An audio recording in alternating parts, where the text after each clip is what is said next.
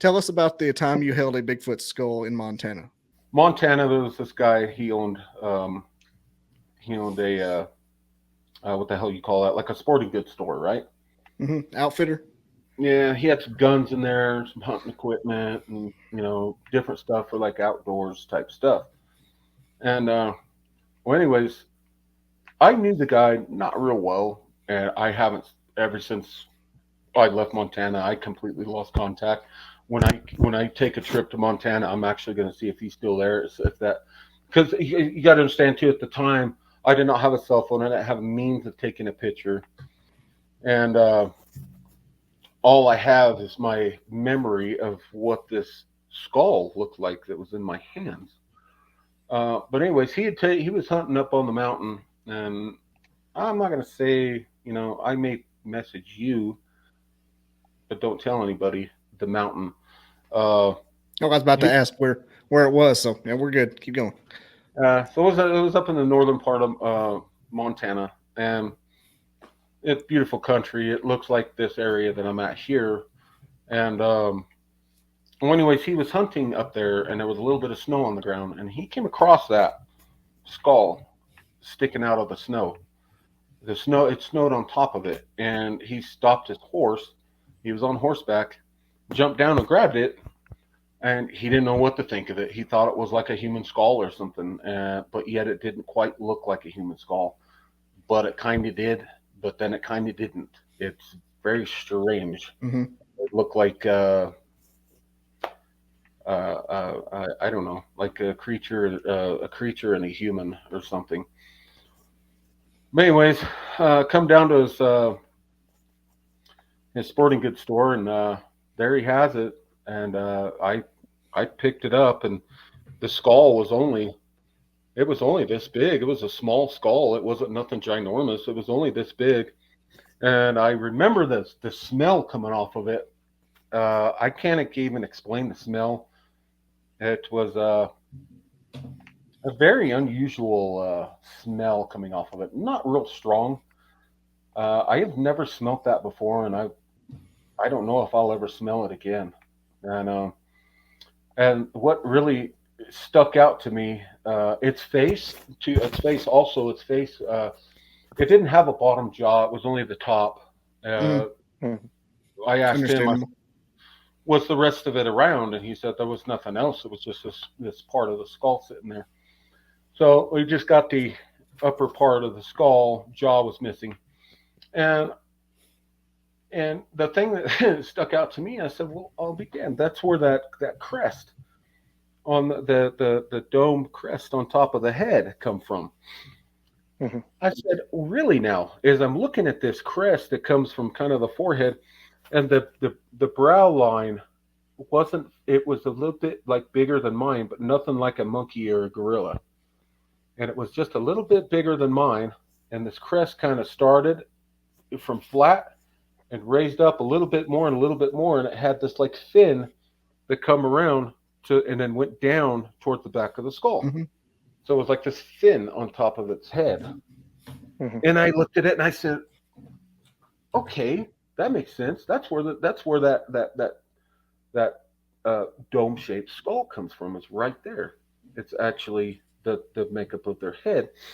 And then I looked and I said, well, this area on either side supports a very large muscle for Mm. their jaws. And I said, well, whatever this guy eats, it must be, I don't know, tough eating.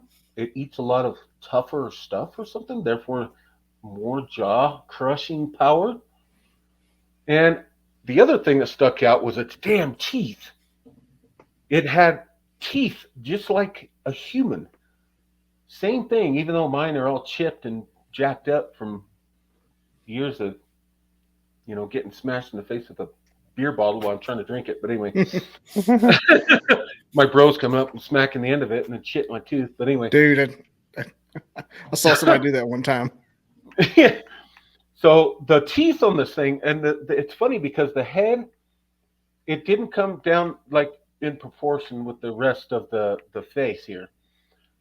Its head come up from like a smaller top, and as it got down to these teeth, freaking huge.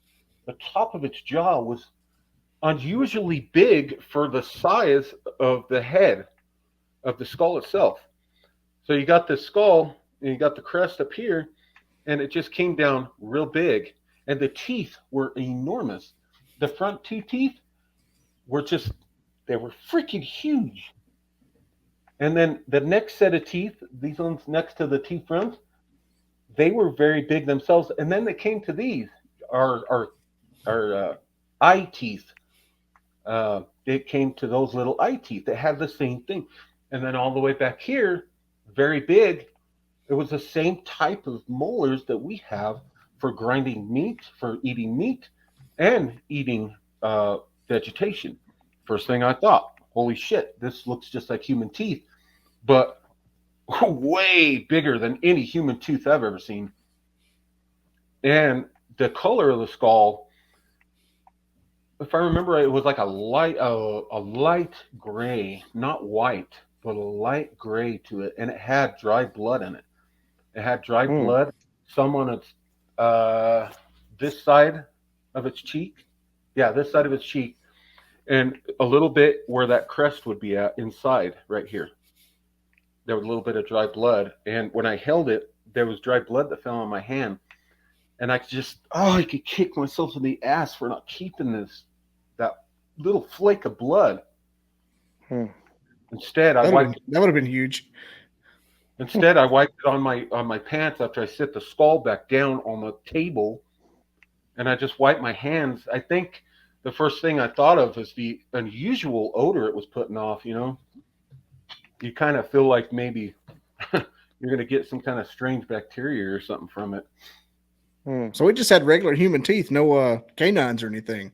No, nothing like somebody would try to think of monkey skull or something. Not even close, man. It's just like a human set of teeth, but big, like the up top horse teeth, man, but human, big. And then it went up into a smaller, as it come up here, it went smaller. So it was like a mixture between like a ape and I don't know. I don't want to say ape because it's not DNA. There's no DNA that ever said that they were ape. And human. And their face, its face, it didn't protrude. This section didn't protrude out. Just a little bit more than a human would. Just a tad bit more, not much. And you hold a human and that skull up. It's, I don't know. It drives me crazy. It's kind of the most unbelievable thing. I don't know. I hope one day I can get back up there and that fella's still around and I can try to get pictures of this. I'd give anything, I'm probably me and this guy is probably the only people in the world, that we know of or whatever, that's, this guy has this Sasquatch skull. It's a damn Sasquatch skull. An actual, not that fake monkey shit that you seen that one guy all over Facebook. Yeah. Yeah, Coyote, which was a 3D printed skull, and I knew it. My wife looked at it. She goes, "Well, that's not nothing like a Sasquatch head." Mindy has commented, called a sagittal crest. Sagittal crest, exactly. That's what I was. I don't hold the scientific shit up here as far as names. I just explain country boy style. Hey, Joe Rogan don't have anything on our producers. Exactly. He's got young Jamie. I've got Mindy. I got the full weight of Mindy scientific prowess. But this skull, it wasn't. It was the most unusual skull I've ever laid eyes on in my life. I've never seen another skull since. I would know if I seen it, but so it was like a human skull with a sagittal crest on the top. Yeah, but wow. You know how a human skull is like kind of bigger at the top and maintains kind of the same shape going down? This was a smaller on top, come down bigger on the bottom with just a big ass set of teeth. Too big for that head. It was weird as hell. Yeah, like big the Harry and Anderson's teeth. How he has just giant. Yeah, giant. These two teeth